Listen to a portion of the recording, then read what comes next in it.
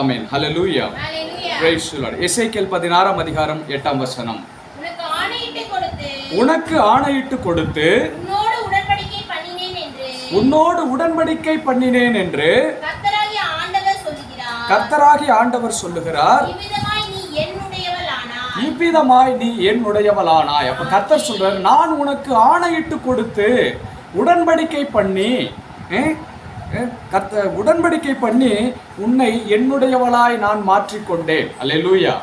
அப்ப பாருங்க, கர்த்தர் நல்லவர். அப்ப தேவன் என்ன பண்ணி, இது யாரை குறித்து சொல்லப்பட்ட வார்த்தை, யாருக்கு சொல்லப்பட்ட வார்த்தை அப்படின்னு நீங்க பார்த்தீங்கன்னா, அதே 16 அதிகாரம் 1 வசனத்தை வாசிங்கம்மா. கர்த்தருடைய வார்த்தை எனக்கு உண்டாகி அவர்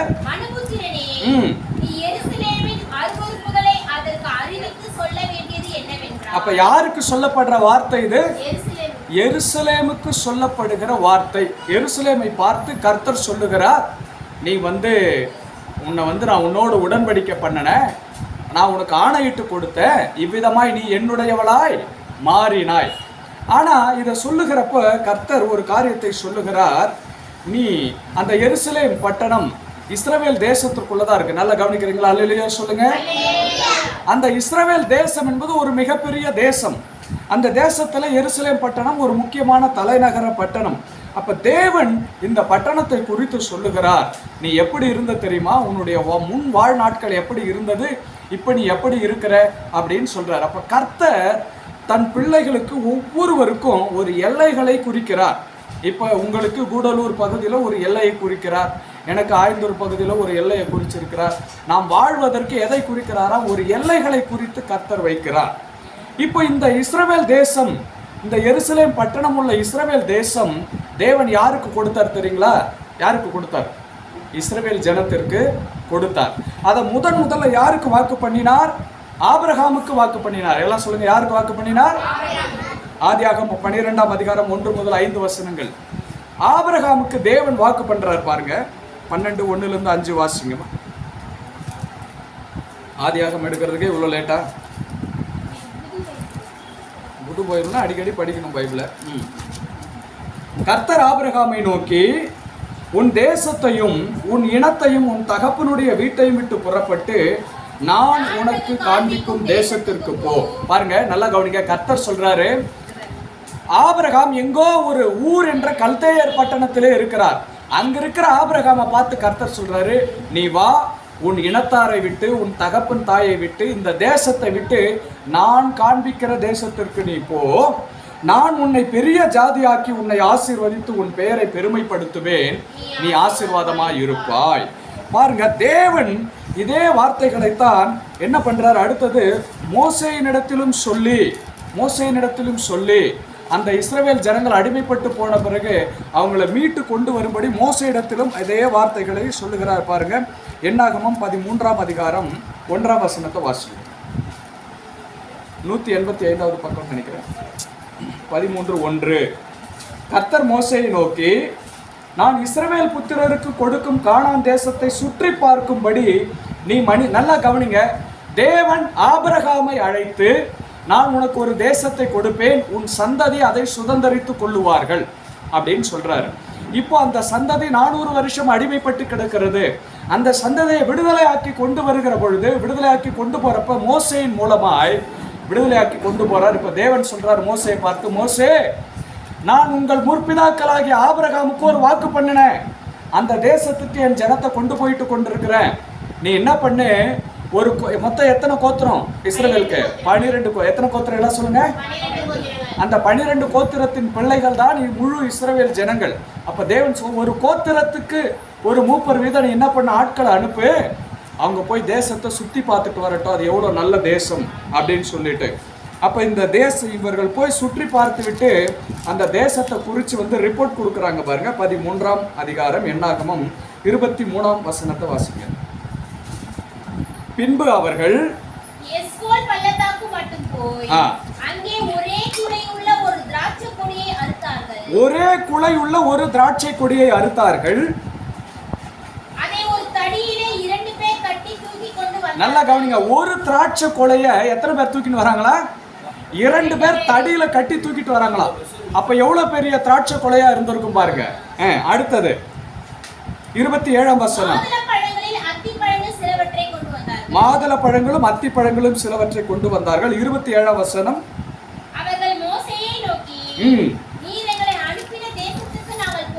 போய் வந்தோம். அப்ப அவங்க சொல்றாங்க, அது மெய்யாகவே பாலும் தேனும் ஓடுகிற தேசம்தான், இதுதான் அதனுடைய கனி. ஒரு திராட்சை குலை 2 பேர் தடியில கட்டி முன்னாடி ஒரு ஆள் பின்னாடி ஒரு ஆள் வச்சு நடுவுல கட்டி தொங்க விடுற அளவுக்கு ஆசீர்வாதமான தேசம். போய் பார்த்துட்டு சொன்னா மெய்யாகவே அது பாலும் தேனும் ஓடுகிற தேசம்தான். அப்ப பாருங்க, தேவன் முதலாவது நாம புரிஞ்சுக்கணும். நாம என்ன சொல்லிட்டு சுத்திட்டு திரிகிறோம். அநேக நேரங்கள்ல நம்ம வீட்டில் ஏதோ செஞ்சிட்டாங்க, நம்ம எதை பயப்படுறோம், வீட்டில் ஏதோ செஞ்சிட்டாங்க, ஏதோ பண்ணிட்டாங்க, இப்படி செய்யறாங்க இருக்கலாம், அது உண்மையாக கூட இருக்கலாம். ஆனால் ஒரு காரியத்தை நீங்கள் உணர்ந்து கொள்ள வேண்டும்.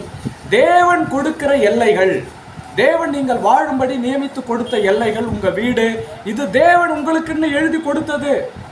அப்ப நீங்க விசுவாசிக்கணும், இதிலிருந்து நான் நன்மையை தான் பெற்றுக்கொள்ளுவேன்.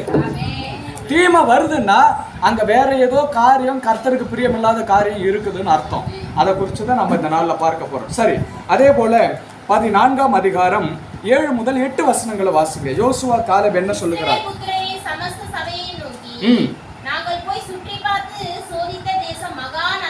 மகா நல்ல தேசம்,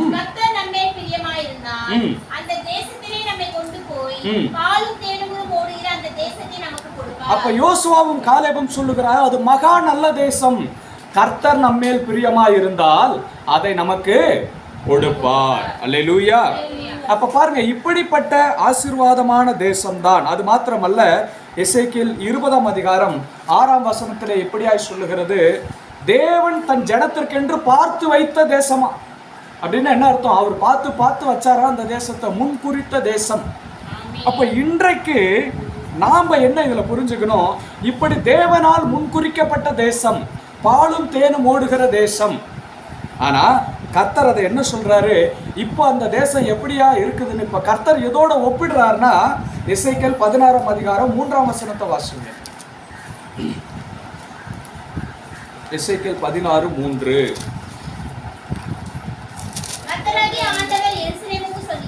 எருசலேமுக்கு சொல்லுகிறார். நல்ல கவனிங்க, இப்பதான் உங்களுக்கு செய்திக்குள்ள வரேன். இப்போ இவ்வளோ நல்ல தேசத்தை வாக்கு பண்ணி கொடுத்த தேவன் இப்போ அவங்கெல்லாம் தேசத்துக்குள்ள வந்துட்டாங்க, நல்லா வாழ்ந்து இருக்கிறாங்க. ஆனா இப்போ கர்த்தர் பார்த்து சொல்றாரு, நீ யார் தெரியுமா? அந்த தேசத்தை பார்த்து சொல்றாரு, இந்த தேசம் எப்படிப்பட்ட தேசம் தெரியுமா? வாசிங்க. பாருங்க, இப்போ தேவன் சொல்ற, உன் தகப்பன் எமோரியன், உன் தாய் ஏத்தியன், ஏத்தித்தி. அப்படின்னா என்ன அர்த்தம்? ஏன் இப்போ இந்த எமோரியர்களோடும் ஏத்தியர்களோடும் தேவன் இதை ஒப்பிடுகிறார் அப்படின்னு நீங்க பார்த்தீங்கன்னா ஒரு காரியத்தை புரிஞ்சுக்கணும். இதற்கு முன்பாக அந்த கானான் தேசம் முழுவதும் 7 பெரிய ஜாதிகளால் ஜனக்கூட்டத்தால் நிறைந்திருந்தது. அதிலே எமோரியர் தான் பிரதானமாக அதிகப்படியான ஜனத்தொகை கொண்ட மக்களாக இருந்தார்கள். ஆண்டவரே, அவர்கள் சரியில்லைன்னு தானே அவங்கள துரத்திட்டு உம்முடைய ஜனங்களை கொண்டு வந்து வச்சிங்க. இப்போ ஏன் திரும்ப அந்த தேசத்தை இஸ்ரவேல் தேசம்னு சொல்லாம திரும்ப அந்த பழைய இதற்கு முன்பிருந்த ஜனத்தோட ஒப்பிட்டு ஏன் பேசுறீங்க? உன் தகப்பன் எமோரியன். ஏன்னா 7 ஜனக்கூட்டம் பாருங்க. ஆதியாகமம் 15ஆம் அதிகாரம் 18 முதல் 21 வசனங்களை நீங்கள் வாசிப்பீர்கள் என்றால் கர்த்தருடைய வார்த்தை சொல்லுகிறது பாருங்க. 18 இருந்து 21 வாசிங்க. நீ சமாதானத்தோட உன் பிதாக்களிடத்தில் சேருவாய், உன் முதிர்வை 18 உடன்படிக்கை பண்ணி எகிப்தின் நதி துவங்கி பெரிய நதி மட்டும் உள்ளதும்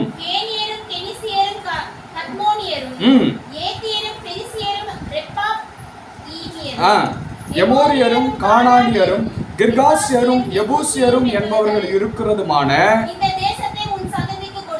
அப்ப நீங்க பாத்தீங்கன்னா 7 பெரிய சந்ததிகள் இருந்த தேசத்தை ஆபிரகாமு வாக்குப்படுற, இதை நான் உனக்கு கொடுத்துட்டேன். ஏன் அப்படின்னு சொன்னா, ஏன் அதை அவங்க இப்படி கொடுக்கணும்னு சொல்றாருன்னா, கர்த்தர் சொல்றாரு, ஆனா அவர்களுடைய அக்கிரமம் இன்னும் நிறைவேறவில்லை. 16வது வசனத்தை வாசிங்க. 4ஆம் தலைமுறையிலே அவர்கள் இவ்விடத்துக்கு திரும்ப வருவார்கள். ஏனென்றால் எமோரியருடைய அக்கிரமம் இன்னும் நிறைவாகவில்லை. நல்லா கவனிங்க பிரதர், கவனிச்சாதான் இந்த வசனம் புரியும். தேவன் சொல்லுகிறார், ஆபிரகாமை அழைத்து உன் தாய் தகப்பனை விட்டு நான் காண்பிக்கிற தேசத்திற்கு போ. அந்த தேசத்திலே 7 பெரிய சந்ததிகள் இருக்கிறார்கள். உன்னுடைய சந்ததி 400 வருஷம் ஒரு தேசத்திலே அடிமையாயிருக்கும். அவர்கள் ஜனத்தொகையாய் பெருகின பிறகு நான் அவர்களை அந்த தேசத்திலே கொண்டு வருவேன். ஏன் ஆண்டவரே 400 வருஷம்? கர்த்தர் சொல்றார், அந்த 7 ஜனக்கூட்டத்தில் ஒரு பெரிய ஜனக்கூட்டம் எமோரியர். அவர்களுடைய அக்கிரமம் இன்னும் நிறைவேறவில்லை. நான் நியாய தீர்ப்பு கொடுக்கிற அளவுக்கு அவங்களுடைய பாவம் இன்னும் எட்டலை. அது வரைக்கும் நான் காத்துக்கிட்டு இருப்பேன். அந்த அக்கிரமங்கள் நிறைவேறின பின்பு இவர்களை நான் கொண்டு போய் சேர்ப்பேன் அப்படின்னு சொல்றார். அப்போ தேவன் அப்படி வாக்கு பண்ணி 400 வருஷம் கழிச்சு ஜனங்களை கொண்டு போய் அந்த தேசத்திலே குடியமர்த்தி அவர்கள் நல்லா வாழ்ந்திருக்கிற பொழுது திரும்பவும் தம்முடைய தீர்க்கதரிசியை கொண்டு கர்த்தர் சொல்றார், என் ஜனத்திட்ட போய் சொல்லு, நீங்க இருக்கிற தேசம் யாருடைய தேசம் தெரியுமா? அந்த தேசத்தினுடைய தகப்பன் எமோரியன், தாய் ஏத்தியன். ஏன் ஆண்டவரே, நீங்க தான் ஆசீர்வதிச்சு இஸ்ரவேலுக்கு இன்னும் கொடுத்துட்டீங்களே, இப்ப ஏன் பழைய வாழ்க்கையோட ஒப்பிடுறீங்க? உதாரணத்துக்கு, ஒரு பிள்ளை வளர்ந்து பெரியவனாகிற பொழுது அந்த பிள்ளை நல்லா ஆசீர்வாதமாக இருக்கிற காலத்தில் தாய் தகப்பனெல்லாம் விட்டுட்டு அது வளர்ந்தப்ப தாய் தகப்பன் அது நல்லா வளர்ந்ததுக்கப்போ அப்பா அம்மா என்ன பண்ணுறாங்க, போயிட்டு ஒரு நல்ல இடத்த பார்த்து அந்த பிள்ளைக்கு ஒரு வீட்டை கட்டி கொடுத்து எல்லாம் ஆசீர்வாதமாக இருக்கிறாங்க. ஆனால் கொஞ்ச நாளுக்கு அப்புறம் அந்த பிள்ளை பொல்லாங்கான காரியங்களில் ஈடுபடுறான்னு வச்சுக்கோங்களேன். இப்போ இந்த அம்மா அப்பா கூப்பிட்டு சொல்கிறாங்க, டே நீ இருக்கிற அந்த இடம் எப்பேற்பட்ட இடம் தெரியுமா? சூனியங்கள் நிறைந்த இடம், செய்வினைகள் நிறைந்த இடம். ஆனால் நாங்கள் போய் அதெல்லாம் பண்படுத்தி ஜபம் பண்ணி உனக்கு ஆசீர்வாதமாக மாற்றி நான் கொடுக்குறேன். நீ என்னடானா திரும்ப அந்த பழைய வாழ்க்கை, அவர்கள் இதுக்கு முன்னாடி இருந்தவங்க செஞ்ச காரியங்களையே நீ இப்போ செய்ய போறியே அப்படின்னு சொன்னால் எப்படி இருக்கும்? ஏன் அப்படி சொல்கிறாங்கன்னா, இந்த மகனுடைய வாழ்க்கை சரியாக இருந்திருந்தா இவங்க பழைய நிலைமையோட கம்பேர் பண்ண மாட்டாங்க. அவனை உணர்த்துவதற்காக, அவனுக்கு புத்தி சொல்றதுக்காக, டே இப்படியெல்லாம் இருந்த அந்த இடத்த சரி பண்ணி உனக்கு கொடுத்தா நல்லா இருப்பேன், நீ உன்னை கொண்டு போய் வச்சா நீ திரும்ப அதே பழைய பாவத்துக்குள்ள போய் விழறியே. அதை போலதான் இப்ப கர்த்தர் சொல்றார், 7 ஜாதிகள் இருந்த தேசம், எமோரியருடைய அக்கிரமங்கள் நிறைந்த தேசம், அதை நான் உனக்கு கொடுத்தா நீ இப்படியெல்லாம் திரும்ப அவர்களுடைய காரியங்களையே கை கொள்றியே. அதனால இப்ப தேவன் என்ன சொல்ல வேண்டியது இருக்குது? பழைய காரியத்தை ஞாபகப்படுத்த வேண்டியது இருக்கு. ஆனா தேவன் என்ன சொன்னாரு? இது பாலும் தேனும் ஓடுகிற தேசம். ஏன் ஆண்டவரே இப்ப திரும்ப எமோரியர் தான் இதோட தகப்பன்னு சொல்றீங்கன்னா, அங்க குடியிருக்கிற கர்த்தருடைய பிள்ளைகளுடைய வாழ்க்கை முறை அந்த எமோரியருடைய அக்கிரமத்திற்கு பாவத்திற்கு ஒத்த வாழ்க்கை முறையா மாறிடுச்சு. அதனால கர்த்தர் சொல்றாரு, டே நீ எந்த பாவத்தை பண்ற தெரியுமா? இந்த நிலத்துல இதுக்கு முன்னாடி வாழ்ந்த எமோரியருடைய பாவத்தை நீ கை கொண்டு வருகிறாய், அந்த அக்கிரமங்களை கை கொண்டு வர, அப்படி நீ செய்யாத. அல்லேலூயா. இப்போ இந்த எமோரியருடைய அக்கிரமங்கள் என்ன, இதை குறித்து தான் நான் உங்களுக்கு விளக்கி சொல்ல போறேன். அதனால இதை கொஞ்சம் கவனமாக கேட்கும்படி நான் உங்களை கேட்டுக்கொள்கிறேன். முதலாவது எமோரியருடைய அக்கிரமங்கள் என்ன அப்படின்னு பார்த்தீங்கன்னா, நியாயாதிபதிகள் 6ஆம் அதிகாரம் 309வது பக்கமா, பழைய ஏற்பாடு 6ஆம் அதிகாரம் 9 முதல் 10 வசனங்களை வாசிங்க. எகிப்தியர் கையினின்றும் ரட்சித்து அவர்களை உங்களுக்கு முன்பாக துரத்தி அவர்கள் தேசத்தை உங்களுக்கு கொடுத்து நான் உங்கள் தேவனாகிய கர்த்தர் என்றும் நீங்கள் குடியிருக்கும் அவர்கள் தேசத்தில் உள்ள எமோரியருடைய தேவர்களுக்கு பயப்படாதிருங்கள் கர்த்தர் சொல்றார். பாருங்க, கர்த்தர் என்ன சொன்னார்னா, தம்முடைய ஜனத்தை விடுதலையாக்கி கொண்டு வந்து பாலும் தேனும் ஓடுகிற கானான் தேசத்திலே வைத்தப்ப சொல்றாரு, இதுக்கு முன்னாடி இந்த இடத்துல 7 பெரிய ஜாதிகள் இருந்தாங்க. அவர்களுடைய வழிபாட்டு முறைகள் எல்லாம் அக்கிரமங்களாய் இருந்தது, அவர்கள் செய்கைகள் அக்கிரமங்களாய் இருந்தது. நீ அவர்களுடைய தெய்வங்களுக்கு பயப்படாத, அவர்களுடைய காரியங்களுக்கு பயப்படாத. நான் கர்த்தர், நான் உன் தெய்வம், நீ என்னையே சார்ந்து கொண்டிரு. அவங்களுடைய வழிபாட்டு முறைகளோட போய் நீ சேர்ந்து கொள்ளாத, பயப்படாத. பயந்து என்ன பண்றான் இவன்? அவங்களுடைய வழிபாட்டு முறைகளையே பின்பற்றி கொள்ளுகிறான். 1 ராஜாக்கள் 21ஆம் அதிகாரம் 26ஆம் வசனத்தை நீங்கள் வாசிப்பீர்கள் என்றால், அப்பொழுது இஸ்ரவேலின் 21, 26 1 ராஜாக்கள் 21, 26. கர்த்தர் இஸ்ரவேல் புத்திரருக்கு முன்னின்று துரத்திவிட்ட எமோரியர் செய்தபடியெல்லாம் அவன் நரகலான விக்கிரகங்களை பின்பற்றி.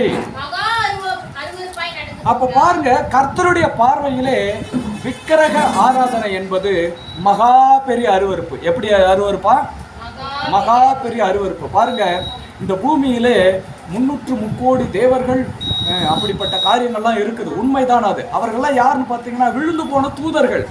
அவங்க என்ன பண்றாங்க, ஒவ்வொரு எல்லைகளை அவங்க எடுத்துக்கொண்டு அவர்கள் விரும்புகிற ஒரு அடையாளத்திலே தங்களை தெய்வமாய் காட்சி கொடுக்கிறார்கள். அப்ப கர்த்தர் சொல்றாரு, நீ அதற்கெல்லாம் பயப்படாத, ஏன்னா நான் உன் தெய்வம். அதை நீ நமஸ்கரிக்காத, அதை விக்கிரகமா வழிபட்டு வணங்காத. நல்லா கவனிங்க. இப்போ நம்ம பிள்ளைகளெல்லாம் பார்க்கலாம். நான் ரொம்ப நாளாக ஒரு பையனை பார்த்துட்டு இருந்தேன். சென்னையில் ஒரு தம்பி இருந்தான். அந்த தம்பியை போகிறப்ப வரப்பெல்லாம் பார்த்துட்டுறேன். அவன் தலைமுடி எப்படி இருக்குன்னா இப்படி இருக்கும். தலையில் மாத்திரம் ஒரு கொண்டை இருக்கும். மண்டையில் என்ன இருக்கும், ஒரு, நான் நினச்சேன் இவன் ஏதோ ஹேர் ஸ்டைல் கட் பண்ணியிருக்கான் அப்படின்னு. அப்புறமா பார்த்தா ஒரு குல்லா போட்டுட்டு இருக்கிறான் அவன். அந்த குல்லாவே எப்படி தான் இருக்குதுன்னா நேரில் ஒரு பெரிய கொண்டை போட்ட மாதிரி ஒரு குல்லா இருக்குது. அடப்பாவி. அப்போ அவன் பாருங்க, தன்னை இப்படிதான் காண்பிக்க வேணும்னு முடிவு பண்ணி ஒரு உடை அலங்காரத்தை அவன் அணியறான். இப்போ கூட இடையில இங்கே ஒரு பிரதர் பார்ப்பேன். ஹேர் ஸ்டைல்லாம் பார்ப்பீங்க இல்லையா, இது ஃபுல்லாக என்னது எடுத்துட்டு இங்கேருந்து இப்படி மூணு கோல் அம்மா கரெக்டாக சொன்னாங்க, கீரிப்புள்ள முடி. இது ஃபுல்லாக எடுத்துட்டு இப்படி. இது இப்போ அவங்க அம்மா அப்பா போய் சொன்னாங்களா இந்த ஹேர் ஸ்டைல் பண்ணிடான்னு சொன்னாங்களா? இல்லை, அவனா முடிவு பண்ணுறான். நான் என் தலையை இப்படி தான் முடிவெட்டி பார்க்குற ஜனங்களுக்கு என்னை இப்படி ப்ரொஜெக்ட் பண்ணிக்கணும். கட்டிக்கிறேன். எப்படி கட்டிப்பாங்க? நியாயமானக்கு இல்லை. கல்யாணம் பண்ணுறவங்க கூட எப்படி கல்யாணம் பண்ணுவாங்க பார்ப்பதற்கு? அப்போ இது பெற்றோர்கள் என்ன பண்ணணும், கண்டிக்கணும். இப்படியெல்லாம் பண்ணக்கூடாதுப்பா, இது என்னது இது, இப்படி போய் இப்படி ஒரு தலை வச்சுன்னு போய் எங்கேயாவது பொண்ணு கேட்க முடியுமா? அப்படி இருக்குதா?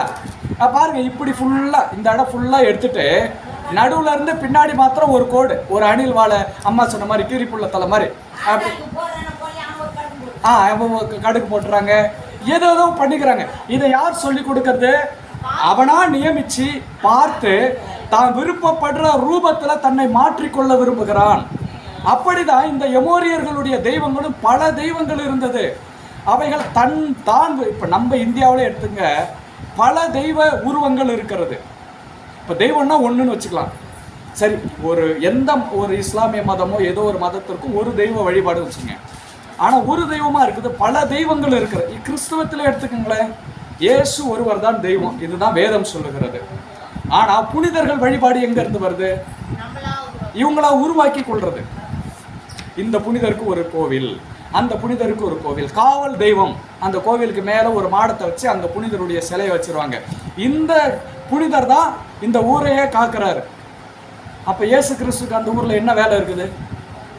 ஒரு வேலையும் கிடையாது. இவர்களே என்ன பண்ணுறாங்க, ஏசப்பா நீங்கள் கொஞ்சம் போயிட்டு வேற ஊரில் போயிட்டு வேலை இருந்தால் பாருங்க, நாங்கள் ஒரு ஆளை தேர்ந்து கொண்டோம் தெய்வம். ஆனால் சொல்லி பாருங்க, நாங்கள் மரியாதை கொடுக்குறோம், வழிபடல. என்ன சிலையை செஞ்சு வச்சுட்டு தேர் தூக்கி கொண்டாடுறது வழிபாடா? என்னது அது வழிபாடு? கர்த்தர் மகா அருவருக்கிற காரியம் சிலை வழிபாடு. நீங்கள் இயேசு கிறிஸ்துனுடைய சிலையை நரகலான விக்கிரக வழிபாடுன்னு சொல்றார். நரகல்னா என்னது உங்களுக்கு எல்லாம் தெரியும். நரகல்னா வேற. நம்ம அம்மாக்கள் எல்லாருக்கும் தெரியும். நரகலான விக்கிரக வழிபாடுன்னு அவர் அருவருக்கிற விக்கிரம். ஒரு ஒரு ஒரு டாய்லெட் இருந்தா நீங்க எப்படி அதை அருவருத்து பார்ப்பீங்க? இது நரகல் அப்படின்னு சொல்லிட்டு தாண்டி போறீங்க இல்லையா? அதை போலதான் தேவனுடைய பார்வையிலே விக்கிரக வழிபாடு நரகலான அருவருப்பு. அப்ப எமோரியருடைய வாழ்க்கை, எமோரியருடைய காரியங்கள், அக்கிரமங்கள்ல ஒன்று பிரதான காரியம் என்னன்னா நரகலான வழிபாடு. அப்ப கர்த்தர் அருவருக்கிறார்னா, எமோரியர் அருவருத்தார்னா, அதை செய்யறாங்கன்னா அந்த ஜனத்தை அருவருத்து தள்ளிட்டு தன் ஜனத்தை கொண்டு வந்தாரு. இன்றைக்கு அதே ஜனமும் அந்த எமோரியருடைய வழிபாட்டிற்கு உகந்ததா இருக்கிறது. அப்ப கர்த்தர் சொல்றாரு, அப்பா அப்படிப்பட்ட காரியம் தான் உங்க வாழ்க்கையில இருந்து விலக்கி போடு. சிலர் கொண்டு கொடுத்துருப்பாங்க, நான் அந்த கோயிலுக்கு போனேன், வேளாங்கண்ணிக்கு போனேன், இங்கே போனேன், அங்கே போனேன், ஒரு அழகான அறியாத காலத்தில் அதை நாம் வாங்கி வச்சு வழிபட்டிருக்கலாம்.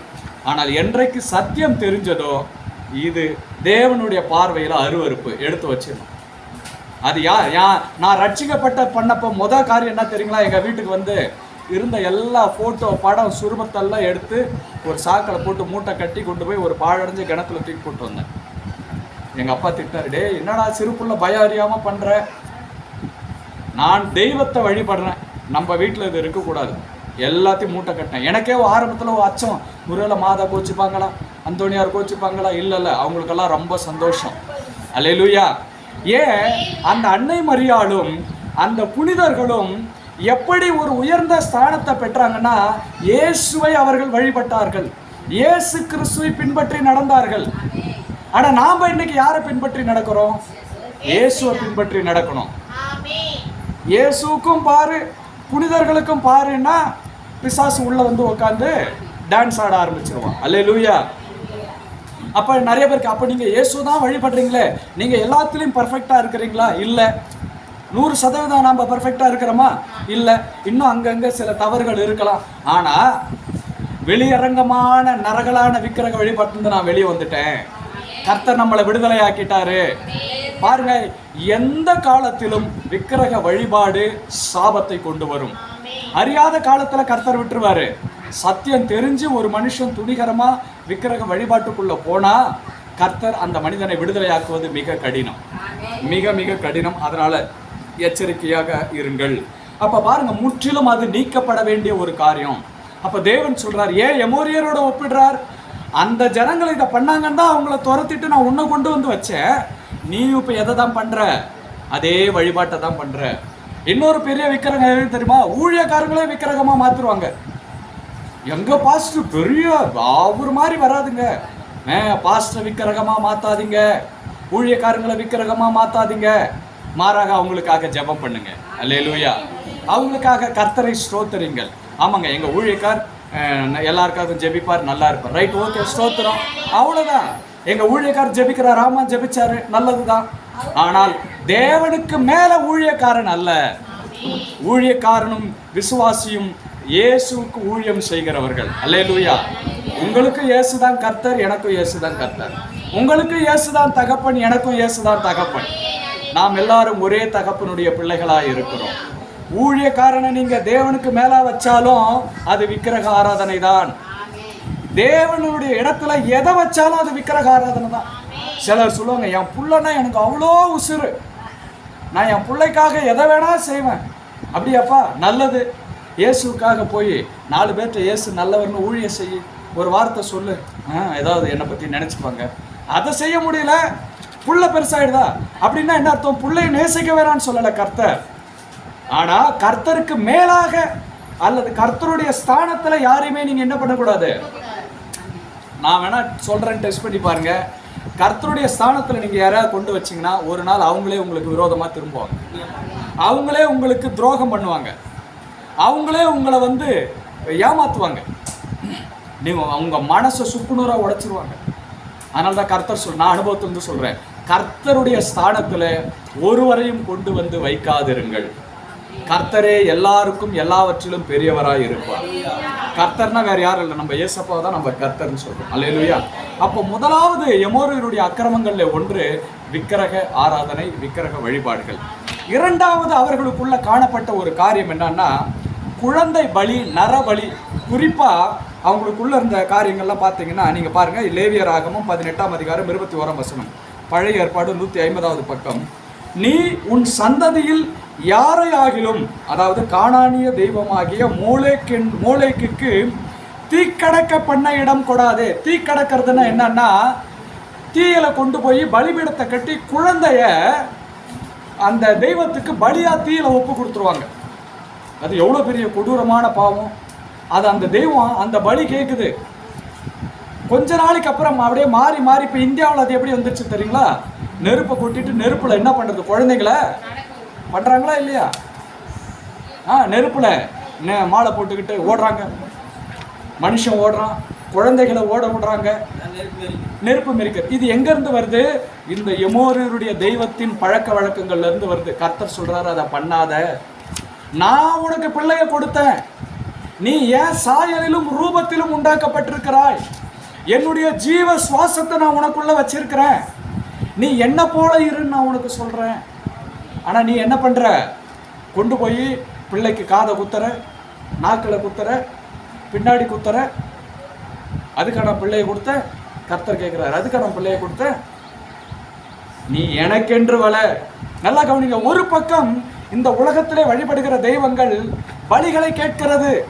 நீ உன்னை வருத்திக்கோ, குத்திக்கோ, ரத்த வரபரி பண்ணு, அங்க பிரதிஷ்டம் பண்ணு, எல்லாம் வேணா பண்ணு. வேளாங்கண்ணில் போய் என்ன பண்றாங்க? அதாவது பழைய வேளாங்கண்ணில இருந்து புதிய வேளாங்கண்ணிக்கு முட்டி போட்டுக்கினே போறாங்க. கொடி முட்டி போட்டுட்டே போறாங்களா? ஏன்னா படுற இந்த கஷ்டத்தை பார்த்தாவது அந்த அந்த மாதா எனக்கு, அந்த தெய்வம் எனக்கு உதவி செய்யாதா? பிரதர், சிஸ்டர், ஒரு காரியத்தை புரிஞ்சுங்க. உங்களுக்காக நீ கஷ்டப்படக்கூடாதுன்னு இயேசு சிலுவையில ரத்தத்தையே கொடுத்துட்டார். அவர் சொல்ல, நான் உனக்கு பலி ஆயிட்டேன், நீ ஏன்பா உன்னை வருத்திக்கிற? நான் உனக்காக பலியானேனே. அப்ப நம்ம என்ன சொல்றோம்? உங்க பலியெல்லாம் இருக்கட்டும் ஆண்டவரே, நான் நடந்து போறேன், நான் முட்டி போட்டுக்கினே போறேன். போயிட்டு வந்து வீட்டில் என்னது அது போயிட்டு அந்த மாலையை கழட்டி வைக்கிற வரைக்கும் தான். கழட்டி வச்சதுக்கப்புறம் வரப்போ எப்படி தான் வராங்க? 2 ஆளாக தான் வருவாங்க. பார்த்துருக்கீங்களா? வரப்போ 2 ஆளாக தான் வருவாங்க.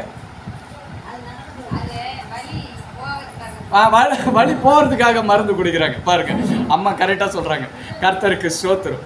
அப்போ கர்த்தர் சொல்கிறாரு, நீ உன்னை வருத்தி கொள்ளாத.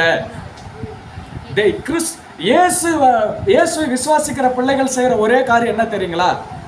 அவருடைய சுவாபத்தை உள்வாங்கி அவரை போல மாறுறதுக்கு முயற்சி பண்ணணும். அவ்வளோதான். ஆண்டவர் உங்ககிட்ட என்ன கேட்குறாரு? ஜெபி மகளே, இது கஷ்டமா?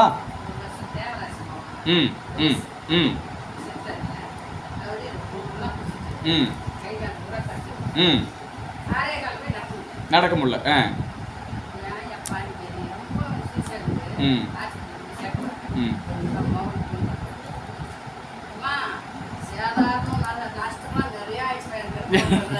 பாருங்க. அப்போ கர்த்தர் என்ன நம்ம கிட்ட விரும்புறாரு தெரியுங்களா? நீ உன்னை வருத்திக்காத, நீ மொட்டை அடிச்சுக்காத. பாருங்க, எங்க அம்மா நான் ஸ்கூல் படிக்கிறப்ப ஏதோ என்ன வேண்டுச்சு எனக்கு தெரியல, நான் 3 மொட்டை போடுறேன்னு வேண்டிக்கிச்சு. வேண்டிக்கினே ஒரு மொட்டை அது போட்டுட்டு 2 மொட்டை எனக்கு போட்டுச்சு. ஒரு மொட்டை தான் எங்க அம்மா போட்டுச்சு. அடுத்த 2 மொட்டை பாருங்க எவ்வளோ ட்ரிக்கா சாமி கிட்ட வேண்டிக்கின்னு சாமின்ற பேர்ல சாமிக்கே வந்து ட்ரிக்கு கொடுக்குது. பாருங்க, ஏம்மா இதெல்லாம் நியாயம் இல்லை, நீ வேண்டிக்கின, நான் ஸ்கூல் படிக்கிற பையன், 8வது 9வது படிக்கிறேன் நான், அதெல்லாம் ஒன்றும் இல்லை சாமி, குடும்பத்தில் யார் வேணா போட்டுக்கலாம், நீ என்ன வேண்டிக்கின? 3 மொட்டை போடுற, நீ வேண்டிக்கினல, நீ தானே பொண்ணு, என்னையும் போட சொல்கிற? இல்லை, முடி சீக்கிரம் வளர மாட்டேங்குது, அதனால் நீ அடிச்சுக்கன்னு அடுத்த 2 மொட்டையும் எனக்கு போட்டு விட்டுடுச்சு. நான் கிட்டத்தட்ட 1 வருஷம் மொட்டை தலைவர் தான் சுற்றிட்டு இருந்தேன் ஸ்கூலில். ஏன்னா 6 மாதத்துக்கு ஒரு முறை மொட்டை போட்டால் எங்கேருந்து வர முடியும்? அப்புறம் மொட்டை தலைவர் தான் இருந்தேன் நான். அப்போ பாருங்க, கர்த்தர் சொல்கிறாரு, இந்த உன் தலைமுடியெல்லாம் என்ன பட்டிருக்குதுன்னு கர்த்தர் சொல்கிறாருங்க.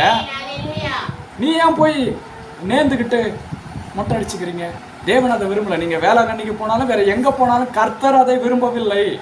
அந்த மொட்டை வேணாம்ப்பா, நீ எனக்கு வேணும், உனக்காக நிர்வாணமாக பலியாக சிலுவையிலே நான் மாறினேனே, அதை விட நீ கொடுக்குற முடியல தானே உனக்கு ஆசீர்வாதம் வந்துட போகுது.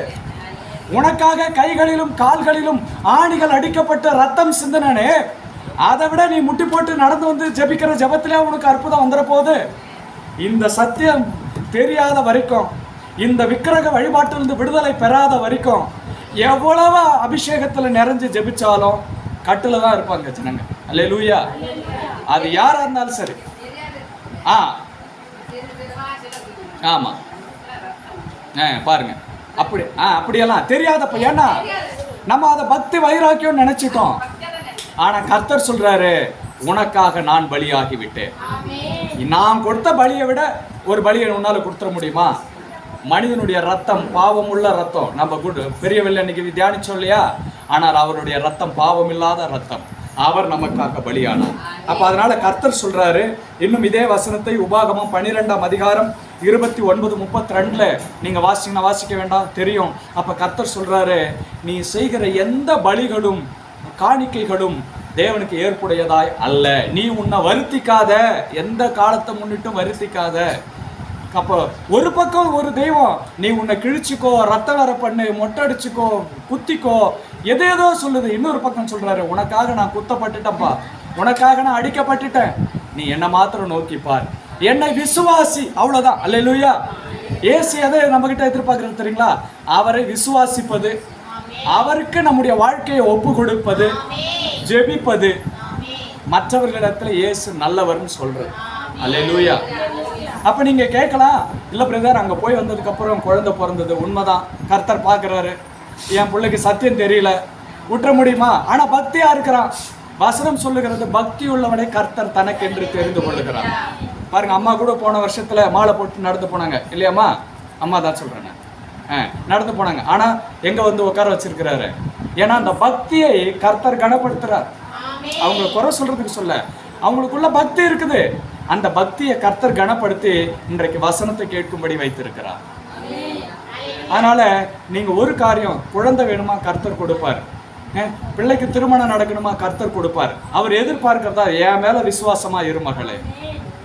போயிட்டு மந்திரிச்சு என்ன பண்ணிடுறாங்க? தாயத்தை கட்டிடுறாங்க.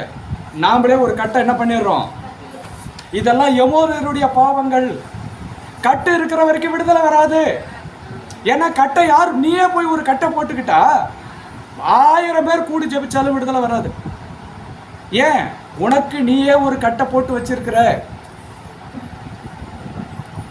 என்னங்க, இயேசு சிலுவையில் செஞ்ச பலியை விட ஒரு மனுஷன் மந்திரிச்சு கொடுக்கிற தாயத்திலேயே வல்லமை இருக்குது?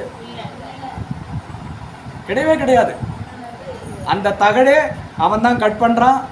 அவன் அதில் என்ன எழுதுறான்னு தெரில, போட்டு ஏதோ அச்சு யாரோ என்னைக்கா ஓப்பன் பண்ணிப்பா, அவன் சொல்லியே கொடுப்பான், இதை பிரித்து பாத்துறாத. ஏன் பிரித்து பாத்துறா? உண்மை தெரிஞ்சிடும், அதில் என்ன இருக்குதுன்னு தெரிஞ்சிடும். ஒன்றும் இருக்காது, ஏதாவது ஒன்று சுற்றி வச்சுருப்பான். நான் ஒரு முறை சொல்லியிருக்கேன்னு நினைக்கிறேன், வேலை இல்லாதப்ப பெங்களூரில் இருந்தப்ப, அப்படியே அப்போல்லாம் இன்னும் ஆண்டவருக்குள்ளே வரல, அப்படியே போயிட்டுருக்கேன். ஒரு ஜோசியக்காரன் தான் என்கிட்ட உள்ளே போனேன். ஆஹா வா வா எல்லாம் தெரியும் அப்படியே. நான் போன உடனே, என்ன தெரியும்? அந்த பொண்ணு தானே அப்படின்னா, ஐயோ எனக்கு வேலை இல்லைப்பா, ஒரு வேலை வேணும், ஏதாவது பண்ணுங்கன்னு. நான், ஓ அப்படியா, சரி சரி இந்தா. ஆமாம் சொல்லி வச்ச மாதிரி. அவன் தான் நினச்சினா வாலிப பையன் ஏதோ லவ் ஃபெயிலியர்னு நினச்சிங்கன்னு சொல்கிறான். நான் போனேன், வேலை இல்லைங்க ஐயா, ஏதாவது பண்ணுங்க. எவ்வளோ இருக்குது காசு? பாக்கெட்டில் பார்த்தா 20 ரூபாய்க்குது. 20 ரூபாய்க்கு அவன் என்ன பண்ணுவான்? 20 ரூபாயா, வேஸ்ட்டு ஃபெலோன்னு நினச்சிக்கின்னு அவன் என்ன பண்ணா, ஏதோ ஒரு எலுமிச்சம்பழத்தை கையில் கொடுத்து, ஒரு தாயத்தை கொடுத்து, இதை பிரித்து பாத்துறாத, இதை இடுப்பில் கட்டிக்க, எலுமிச்சம்பழத்தை எப்பயுமே உன் பாக்கெட்டில் வச்சுக்கன்னா. அங்கேருந்து வந்துக்கினே இருந்தால் அங்கே ஒரு காவா போச்சு. மனசு ஒத்துக்கல. சே, நாம் என்னதான் இருந்தாலும் நம்ம ஒரு கிறிஸ்துவன், இதெல்லாம் பண்ணலாமான்னு எடுத்து தாயத்தையும் எலுமிச்சம்பழத்தை தூக்கி காவாவில் போட்டு, ஏசப்பா ஏதாவது நல்லது பண்ணுன்னு சொல்லிட்டு நடந்து வந்தேன். அந்த ஜபத்தை கர்த்தர் கேட்டார். அல்லேலூயா. அந்த ஜபத்தை கர்த்தர் கேட்டு வேலையை கொடுத்தார். அவரை நோக்கி கூப்பிடுகிற யாவருக்கும் அவர் சமீபமாக இருக்கிறார். என்ன தெரியுங்களா? இருதயத்தை பார்க்கிறார். விட்டுருங்க, அதை வெளியே சொல்ல முடியாது. நம்ம ஊரில் ஒருத்தர் இருக்கிறார், எங்களுக்கும் சொந்தக்காரராக போயிட்டார், ஒன்றும் சொல்ல முடியாது. அவ்வளோதான். தாயத்தில் அல்ல, கயிறில் அல்ல, எதுலேயும் அல்ல, மந்திரிச்சு கொடுக்குற தண்ணிலையும் கிடையாது. இயேசுவின் நாமத்தில் தான் விடுதலை. அல்லேலூயா. ஆனால் ஜெப தண்ணின்னா நம்ம ஏன் கொடுக்குறோன்னா, அது இயேசுவின் நாமத்தினால ஜெபிச்சு கொடுக்குறோம். அது ஒரு அடையாளம், அவ்வளவுதான். அல்லேலூயா. அதனால 2வது ஒரு காரியம், எந்த ஒரு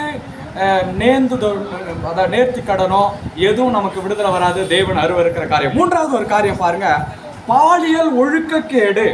லேவியராகமம் 18ஆம் அதிகாரம் 1 முதல் 30 வசனங்களை முழுசா இருக்கு. அவங்க என்ன பண்ணாங்களா, இந்த எமோரியர்கள் ஆண்களோடு ஆண்கள் புணர்ந்தார்கள், பெண்களோடு பெண்கள் உறவில் ஈடுபட்டாங்க, விலங்குகளோடு உறவில் ஈடுபட்டாங்க. எவ்வளோ பெரிய பாவம்! அதனால்தான் தேவன் சொன்னார், நீ போய் அவர்களை முழுமையா சங்கரித்து போடு, குழந்தைங்களை கூட அது விட்டு விடாத, ஆடு மாடு எதையுமே விட்டுறாத, எல்லாரையும் சங்கரிச்சு போடுன்னு சொல்றாரு. ஏன்? பாலியல் ஒழுக்கக்கேடு. எங்கெல்லாம் விக்கிரக ஆராதனைகள் இருக்கிறதோ அங்கெல்லாம் பாலியல் குற்றங்கள் அதிகமாக இருக்கும். இன்றைக்கு நம்ம கிராமங்களில் பாருங்க, ஏன் மனைவியை விட்டுட்டு வேற தவறான உறவில் போறாங்க? விக்கிரக ஆராதனை எங்க இருக்குதோ அங்க பாலியல் முறைகேடும் ஒழுக்கக்கேடும் இருக்கும். கர்த்தர் ஒரு மனிதன் தன் மனைவியோடு இசைந்திருப்பான்னு தானே வாக்கு பண்றாரு. ஒருவேளை அந்த மனைவி மரித்து போனால் மறுமணம் செய்து கொள்ளலாம், தவறில்லை. ஆனால் பாலியல் ஒழுக்கக்கேடுகள் தேவன் அருவருக்கிற ஒரு காரியம்.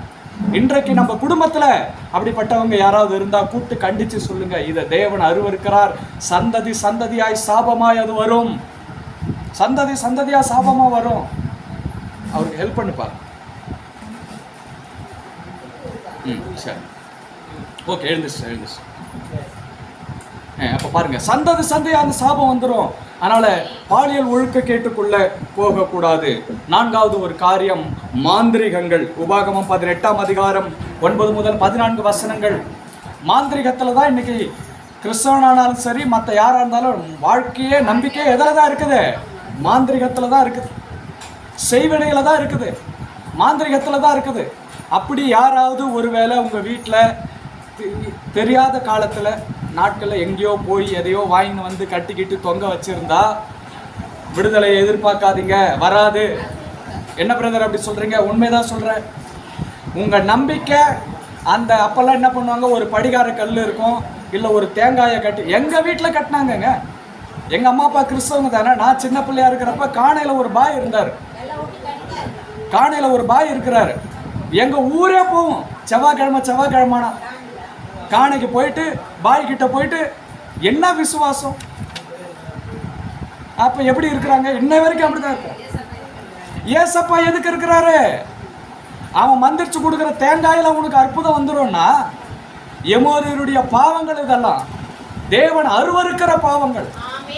இன்றைக்கு யோசிச்சு பாருங்க, வீட்டில் மாந்திரிகங்கள் கிரியை செய்தா, ஏன் கிரியை செய்து நாம் எங்கேயோ இடம் கொடுத்துருப்போம்.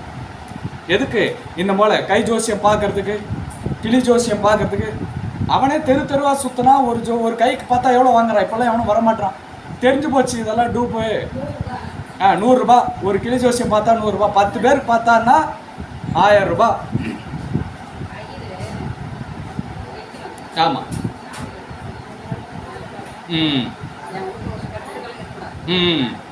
எடுத்துருங்க பாருங்க, அதுதான் விசுவாசம். ஏன் தெரியுங்களா? நல்லா கவனிங்க. நான் அதெல்லாம் இல்லைன்னு சொல்லலை, அதெல்லாம் வேலை செய்யாதுன்னு சொல்லலை. வேலை செய்யும், ஆனால் நன்மைக்கு எதுவாக வேலை செய்யாது. அது வேலை செய்யும் பிரதர், நன்மைக்கு எதுவாக வேலை செய்யாது. பாருங்க, ஒரு நல்ல தேன் கூடு, ஒரு மரத்தில் தேன் கூடு கட்டி இருக்கு. அந்த தேன் கூட்டை களைச்சி தேனை எடுத்து சாப்பிட்டா நல்லது தானே. ஆனால் ஒரு மனுஷன் என்ன பண்ணானா, ஒரு செத்த சிங்கத்துக்குள்ள தேன் கூடு கட்டி இருக்குதான். செத்து போன சிங்கம். அந்த மனுஷன் பேர் யார் என்ன தெரியுமா? சிம்சோன். தேவனால் அபிஷேகம் பண்ணப்பட்ட ஒரு வல்லமையான தேவ மனுஷன். இவன் போறப்ப, பொண்ணு பார்க்க போறப்ப ஒரு சிங்கம் வருது, ஒரே அடி அடிச்சு அந்த சிங்கத்தை சாவடிச்சிடறான். திரும்ப 2வது முறை போறப்ப அந்த சிங்கம் இப்போ எப்படி இருக்குன்னு போய் பார்க்குறான். சிங்கம் செத்து நாரி போயிருக்குது, வெறும் உடம்பு கூடா இருக்குது. அந்த உடம்பு, அந்த எலும்பு கூட்டுக்குள்ள ஒரு அழகா தேன் கூண்டு கட்டி இருக்கு. இவன் பாருங்க, தேன் வேணும்னா எத்தனையோ தேன் கூண்டு இருக்கு. இவன் போய் அந்த செத்த சிங்கத்துக்குள்ள இருக்கிற தேனை எடுத்து நக்கிறான். அவங்க அம்மா அப்பாவுக்கு தெரியாது. அதை போலதான் மாந்திரிகங்கள், பில்லி சூனியங்கள், நம்பிக்கை எல்லாம், இயேசுவை தவிர்த்து வர எல்லா நம்பிக்கைகளும் செத்த சிங்கத்திற்குள் இருக்கிற தேன் கூடு. இனிக்குமா? இனிக்கும். தேனை சாப்பிட்டாலும் இனிக்கும், இதை சாப்பிட்டாலும் இருக்கும். ஆனால் எந்த எல்லையில இருந்து வருது பிரதர்? எந்த இடத்துல இருந்து தேன் கூட எடுக்கிறீங்க? வீட்டில் சாப்பாட்டை வச்சு சாப்பிட்டா நல்லது. டாய்லெட்டு பக்கத்தில் சாப்பாட்டை போட்டு சாப்பிடுவோமா யாராவது? அதை போலதான் நரகலான விக்கிரகங்களை வழிபடுகிறதும் தேவனுடைய பார்வையிலே அருவருப்பாய் இருக்கிறது. அல்லேலூயா. இப்படிப்பட்ட காரியங்கள்ல இருந்து நம்ம விடுதலை ஆகணும்.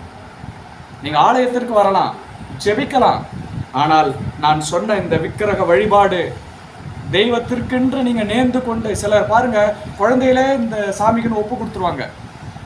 என்னைக்கா இருந்தாலும் அந்த தெய்வம், அந்த தேவன், அந்த தெய்வம் என்று சொல்லி கொடுக்க அந்த ஆவி வந்து அந்த பிள்ளை மேல உரிமை பாராட்டும். சிலருடைய கர்ப்பத்தில் பார்த்தீங்கன்னா கர்ப்ப கட்டிகள் வரும். நான் எல்லாருக்கும் அப்படி சொல்ல, ஆனால் அதெல்லாம் சில இந்த மாதிரி விக்கிரகத்திற்கு அர்ப்பணிக்கப்பட்ட தெய்வத்தினுடைய வழிபாட்டிலிருந்து வர்றது. ஏன்னா அது வந்து என்ன பண்ணும், சிலர் பார்த்தீங்கன்னா கணவன் மனைவியோட சேரவே விடாது. ஏன் தெரியுங்களா? நல்லா உட்காந்து அலசி பார்த்தீங்கன்னா இந்த பெண் பிள்ளையா இருக்கிறப்பவே இதை வந்து ஏதோ ஒரு தெய்வத்துக்கு என்ன பண்ணியிருப்பாங்க, நேர்ந்து விட்டுருப்பாங்க. அது வந்து சொல்லும், இல்லை இல்லை இவ எனக்கு தான் சொந்தம்.